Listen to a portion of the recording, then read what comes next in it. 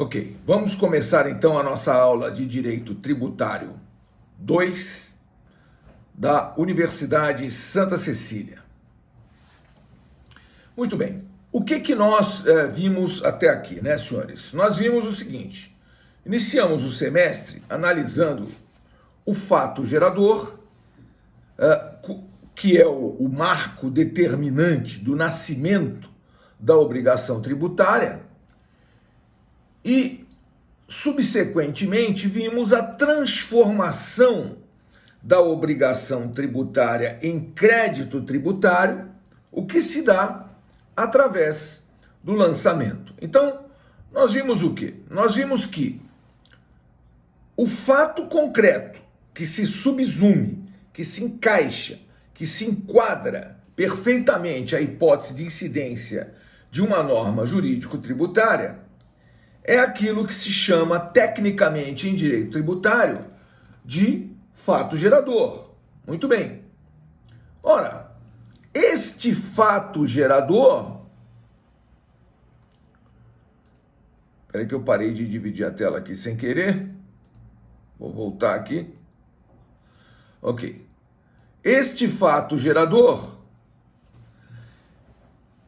é o marco determinante do nascimento da obrigação. Então, com a ocorrência do fato gerador, que é o fato concreto que se subsume, que se encaixa, que se enquadra perfeitamente à hipótese de incidência de uma norma jurídica tributária, eu tenho o nascimento da obrigação tributária.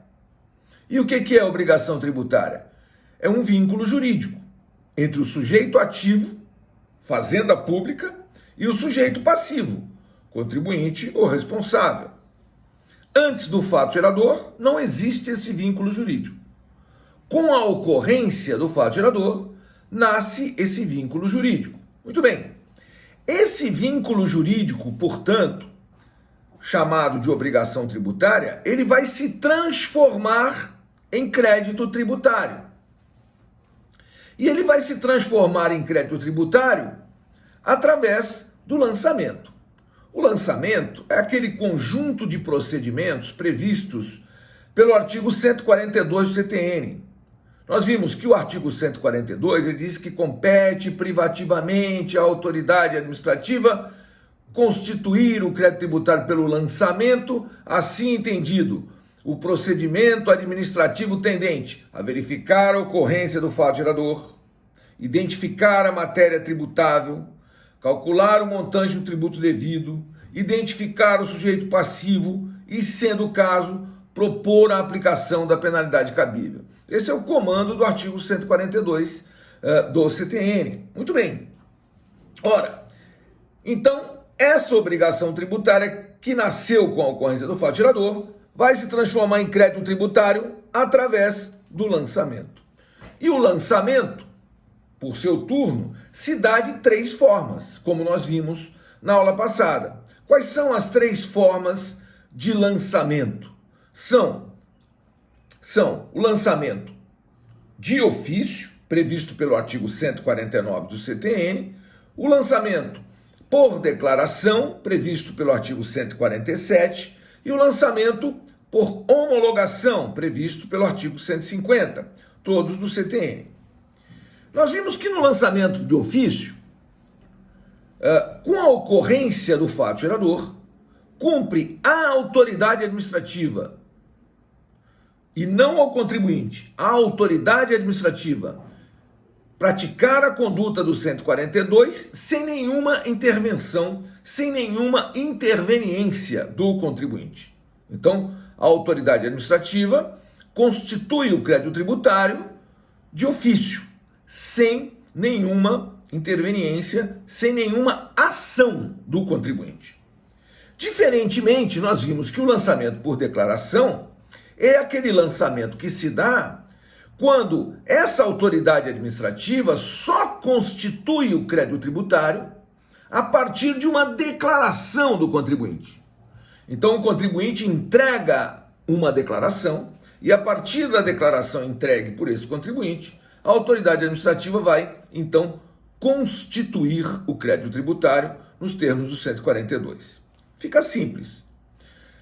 E, em terceiro lugar, e não menos importante, aliás, dissemos que a maioria, a grande maioria dos tributos no Brasil são lançados por homologação, nós temos então que, como é que funciona o lançamento por homologação? Funciona da seguinte maneira. Veja, com a ocorrência do fato gerador, cumpre ao contribuinte, não à fazenda, ao contribuinte, verificar o montante, calcular o montante, recolher e aguardar. Aguardar quanto tempo? Aguardar o prazo de 5 anos da ocorrência do fato gerador, que é um prazo que nós vamos ver hoje, é um prazo decadencial da Fazenda Pública. A Fazenda Pública terá então o prazo decadencial de 5 anos para constituir eventualmente o crédito tributário de ofício, caso esse contribuinte não tenha recolhido ou tenha recolhido a menor, ou para, nesses mesmos 5 anos, homologar expressamente o recolhimento do contribuinte, verificando que ele recolheu corretamente, ou deixando transcorrer em albis esse prazo de 5 anos, reputar-se-á homologado o crédito e extinto o crédito, nos termos do artigo 150, parágrafo 4º do CTN. Muito bem. Então nós temos 3 tipos de lançamento: ofício, declaração e homologação. No ofício, essa autoridade administrativa constitui o crédito diretamente, daí alguns autores chamam de lançamento direto. No lançamento por declaração,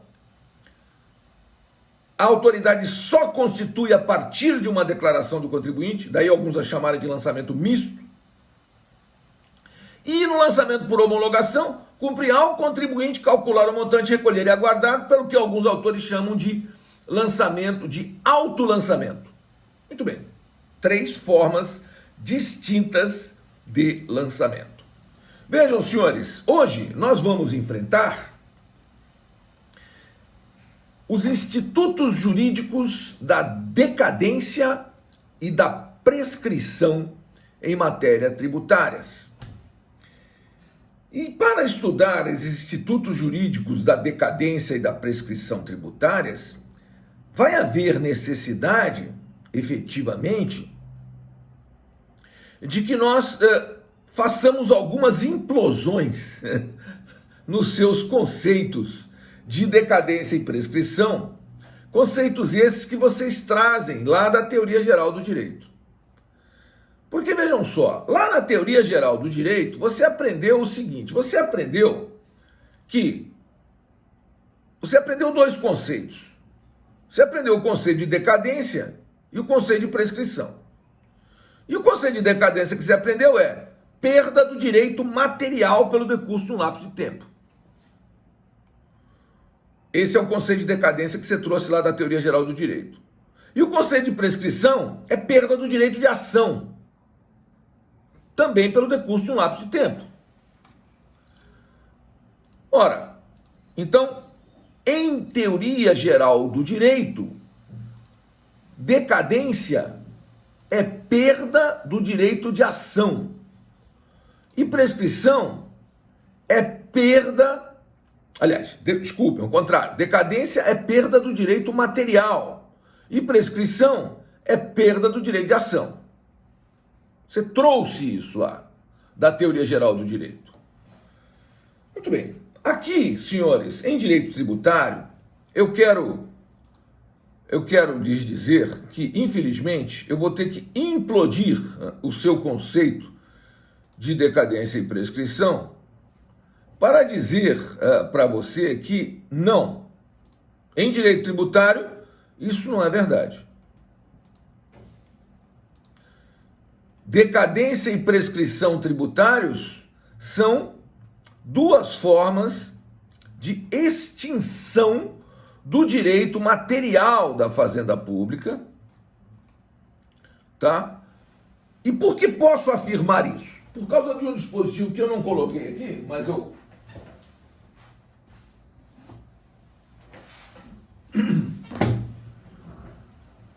vou colocar.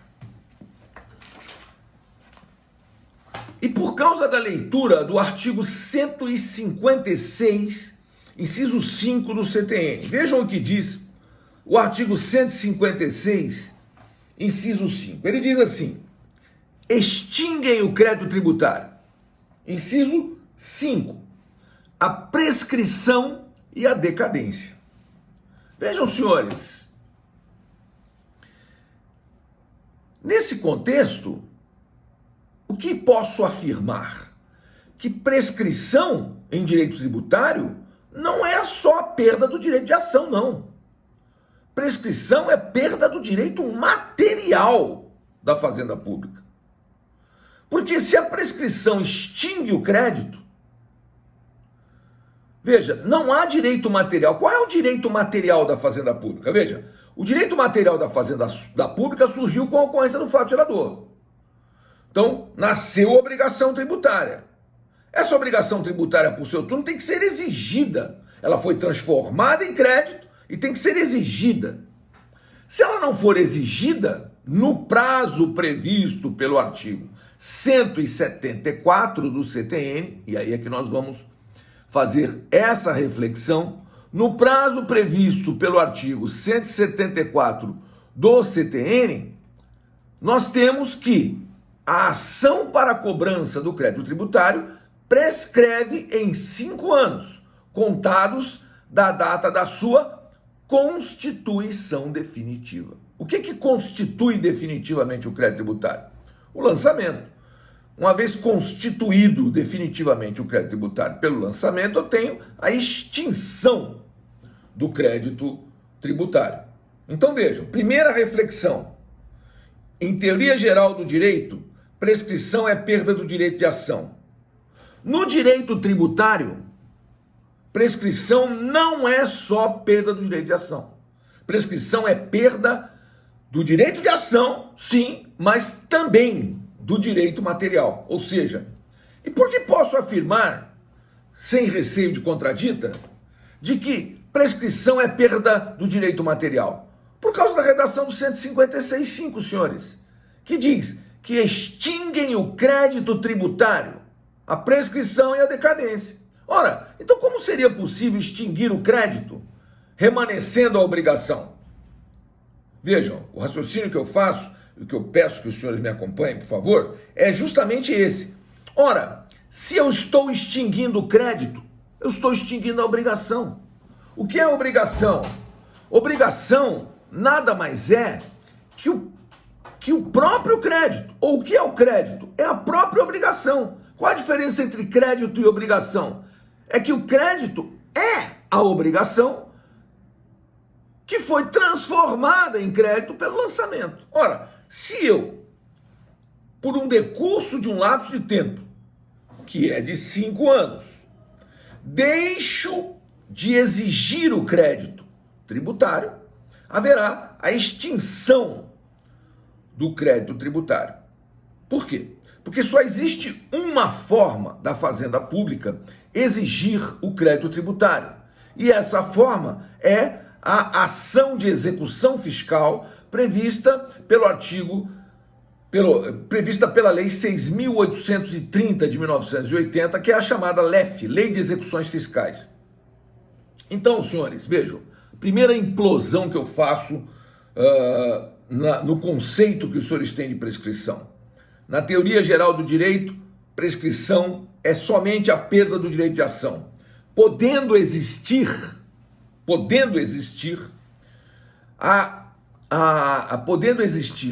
o quê? A permanência do direito material, mesmo após a extinção do direito a uma determinada ação. Depois nós vamos entrar num exemplo disso aí para a gente entender completamente. Mas vamos ao conceito de decadência. Vejam, senhores. Os senhores aprenderam lá na teoria geral do direito que decadência é perda do direito material.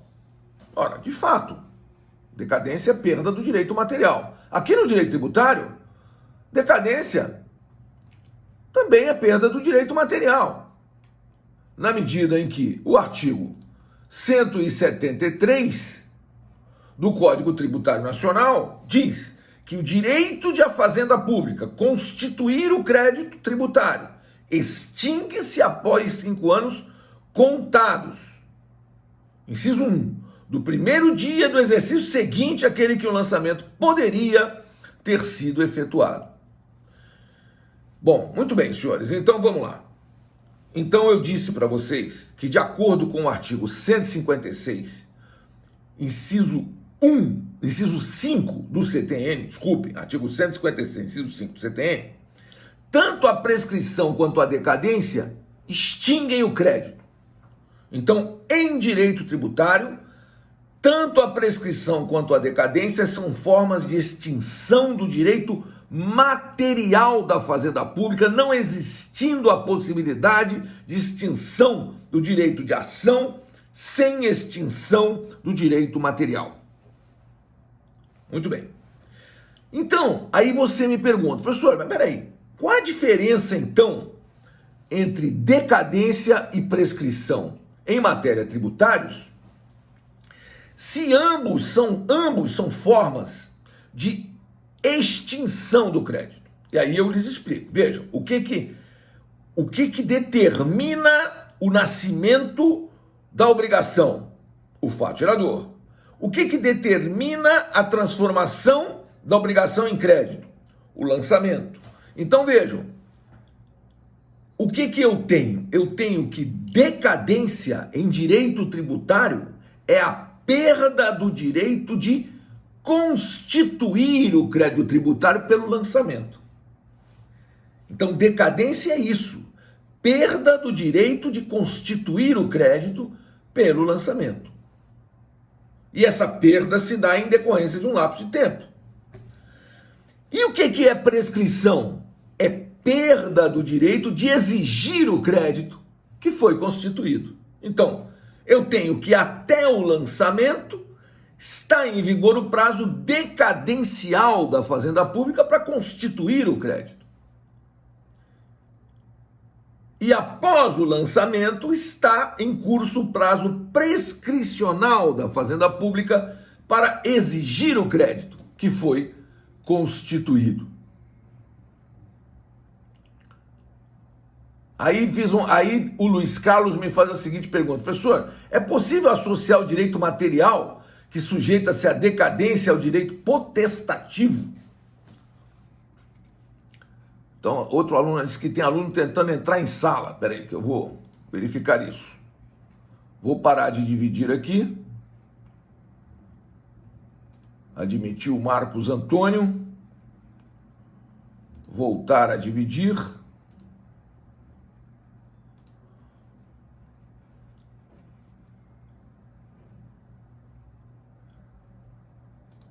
E voltar.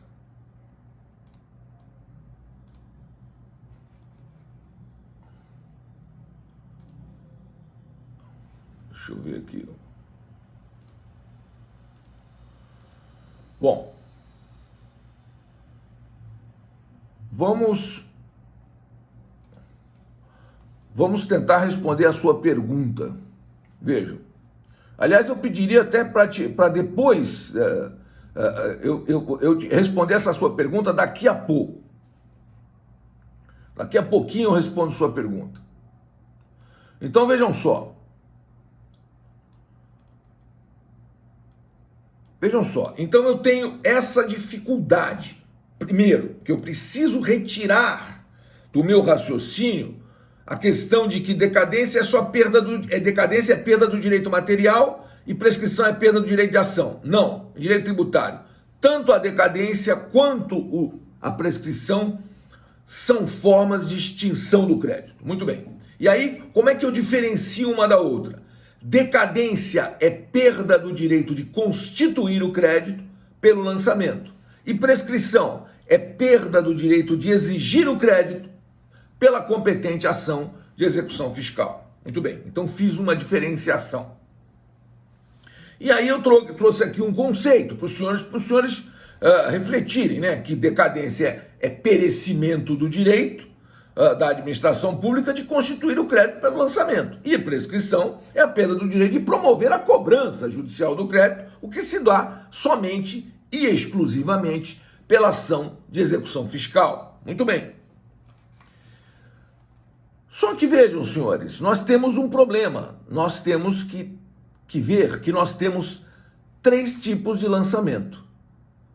E diante de cada tipo de lançamento, nós temos que fazer uma reflexão diferente em relação à decadência e em relação à prescrição. Eu vou parar de dividir a tela aqui um minuto para tentar responder a pergunta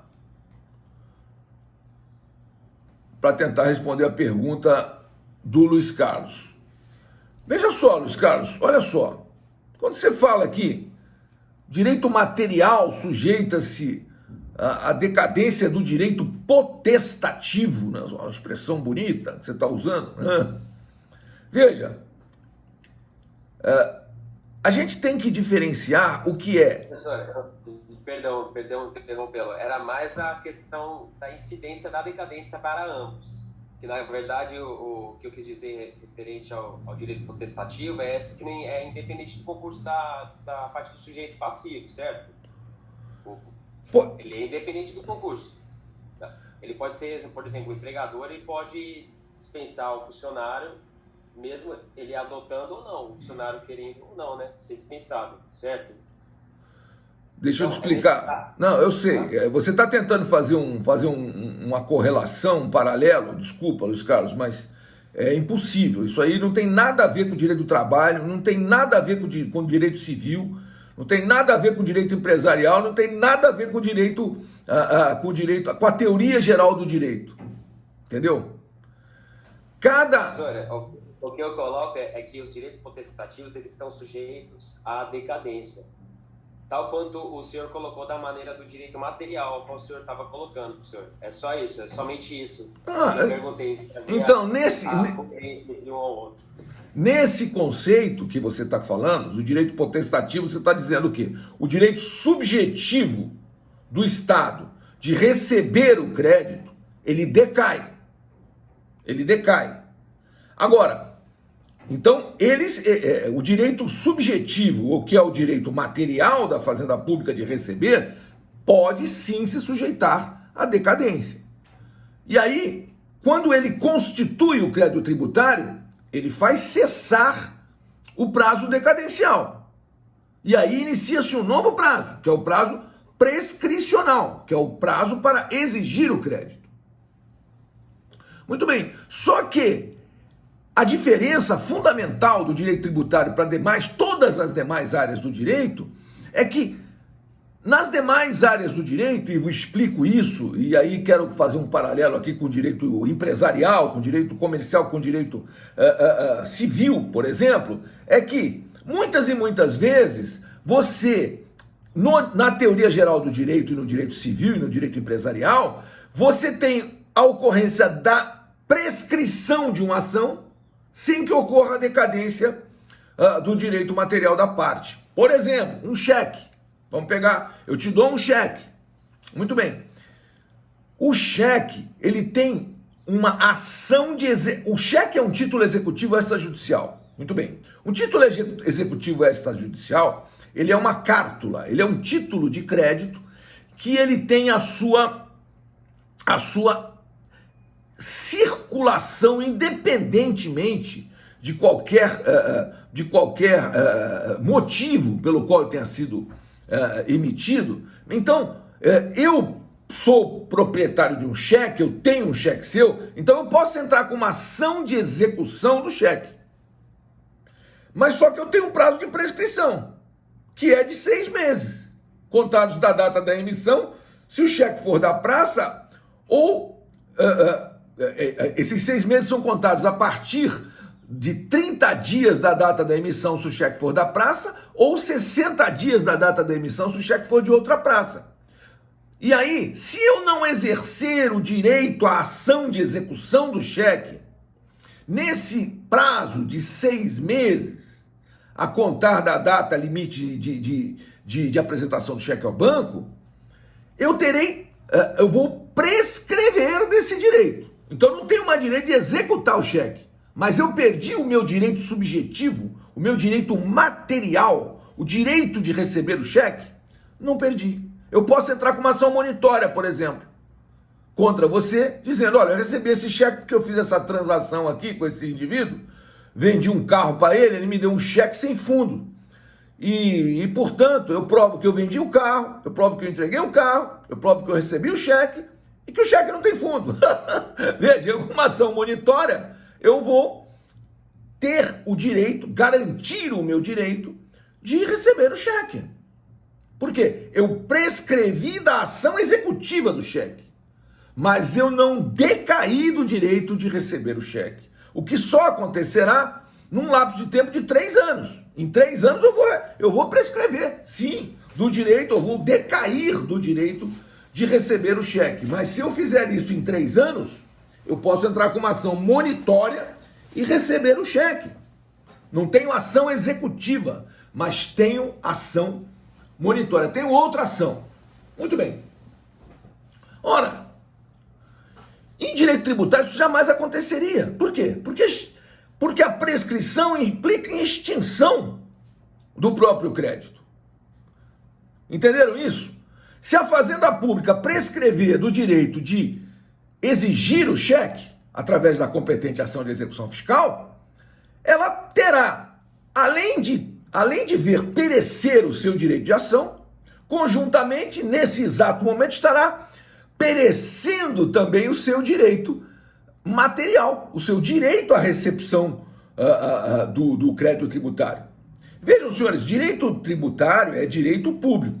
Os bens públicos são indisponíveis, mas mesmo os bens indisponíveis, mesmo os direitos indisponíveis, sujeitam-se à figura jurídica da decadência e da prescrição. Por que existe decadência e prescrição, senhores? Existe por quê? Porque é preciso extinguir direitos e deveres pelo decurso de um lapso de tempo, porque senão haveria a perpetuação das lides. Vejam. Segurança jurídica. Segurança jurídica, exatamente. É preciso que a partir de um lapso de tempo não se possa mais discutir uma questão. E aí o novo Código Civil, o Código Civil que a gente chama de novo, mas na verdade é de 2003, para vocês ele nem é tão novo assim, ele já fala, porque o Código Civil anterior ao Código Civil de 2002, que entrou em vigor em 2003, senhores, o anterior era de 1916, pasmem. Então, o Código Civil de 1916 esteve em vigor até 2003, pasmem. Então, para nós, velhos, esse é o novo Código Civil. Mas, para vocês, jovens, esse é o Código Civil que vocês conhecem, porque ele está em vigor desde 2003. Muito bem. E esse Código Civil de 2003 reduziu o prazo prescricional das ações, de uma maneira geral, que era 20 anos, ele reduziu para 10 anos. Então, ações, direitos, de uma maneira geral, prescrevem em 10 anos. Agora, tem alguns direitos especiais que vai determinando o Código Civil lá, que prescrevem em menos tempo, né? Um deles é esse, do cheque. Um cheque, você tem a prescrição do cheque total em 3 anos. Você tem a prescrição da ação executiva do cheque, que vai estar na lei do cheque, não no Código Civil, em 6 meses, contados da data limite de apresentação do cheque ao banco. Agora, em direito tributário, não. Tudo bem, é 5 anos. Agora, temos que raciocinar, e aí aqui começa o nosso grande dilema, o nosso grande problema, é que nós temos que raciocinar em face das 3 formas de lançamento. Cada raciocínio, em face de cada forma de lançamento, cada raciocínio é de uma maneira. Prestem atenção. Vamos analisar a forma de lançamento de ofício. Essa é fácil. Vamos imaginar. Vou voltar a dividir a tela com vocês aqui. e vamos no artigo 173, depois vamos no 174. Aí é fácil raciocinar. Explico. Vejam só. O 173, ele diz que o direito da fazenda pública constituir o crédito tributário extingue-se após 5 anos, contados. Inciso 1. Do primeiro dia do exercício seguinte, aquele em que o lançamento poderia ter sido efetuado. Então vamos pegar o IPTU da sua casa, que o lançamento é de ofício. Que dia que ocorre o fato gerador? 1º de janeiro de cada exercício financeiro. Qual é o prazo, como o tributo é lançado de ofício, qual é o prazo da Fazenda Pública para constituir esse crédito tributário? 5 anos. Mas contados desde quando? Desde o fato gerador? Não. Do primeiro dia do exercício seguinte, aquele em que o crédito poderia ter sido constituído. Então, vamos imaginar o ano de 2021. Você praticou o fato gerador do IPTU no dia 1º de janeiro. A autoridade administrativa, nesse próprio mês de janeiro, constituiu o crédito tributário pelo lançamento de ofício. Então, já não está em curso mais o prazo decadencial.